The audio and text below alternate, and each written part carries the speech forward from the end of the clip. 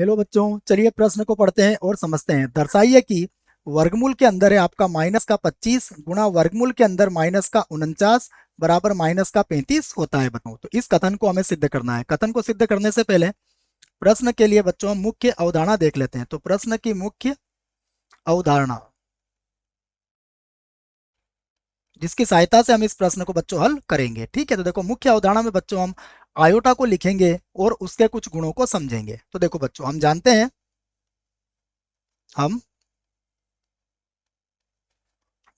हैं कि बच्चों जो आयोटा होता है वह किसके बराबर होता है? वर्गमूल माइनस एक के बराबर होता है।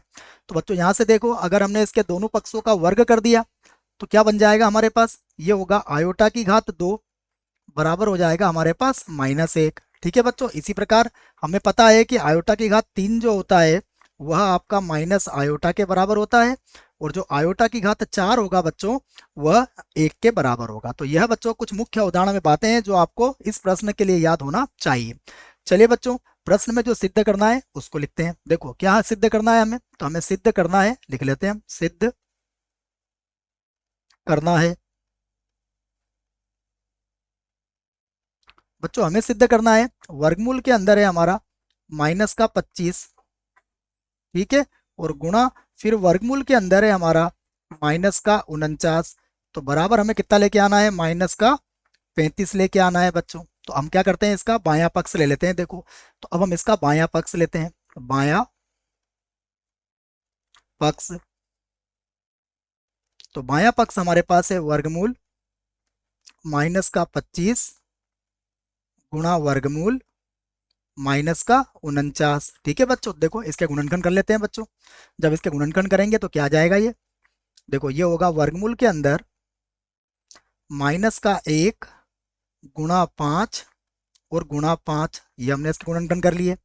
इसी प्रकार देखो बच्चों, इसके भी गुणनखंड कर सकते हैं। ये होगा माइनस का 1 और गुणा में आ जाएगा 7 और गुणा 7। तो यहाँ से देखो इसको क्या लिखेंगे? देखो ये जो वर्गमूल माइनस एक होगा बच्चों, ये किसके बराबर हो जाएगा? ये बराबर हो जाएगा आयोटा के। और ये 5 5 का एक समूह बन गया, तो इसका वर्गमूल कितना हो जाएगा? 5। और गुणा यहाँ भी यही करेंगे बच्चों, वर्गमूल में जो माइनस एक है वो किसके बराबर है? वो बराबर है आयोटा के। और हमारा 7 का एक समूह बन रहा है, जोड़ा बन रहा है, तो यहाँ पर आ जाएगा 7। तो बच्चों इनको गुणा कर लेते हैं। देखो, तो ये हो जाएगा 35 और आयोटा की घात 2। तो बराबर में हमारे पास आ जाएगा बच्चों 35। 7 का गुणा 5 से कर लिया हमने, तो ये हो गया 35, और फिर आ जाएगा आयोटा की घात 2। तो यहाँ से देखो हमें पता है आयोटा की घात 2 किसके बराबर होगा? माइनस एक के बराबर होगा। यह बात हमने पहले ही लिख ली है कि आयोटा की घात 2 किसके बराबर होता है? माइनस एक के बराबर होता है। तो बराबर कितना आ गया हमारे पास? बराबर आ गया बच्चों माइनस का 35। तो ये हमारा क्या है?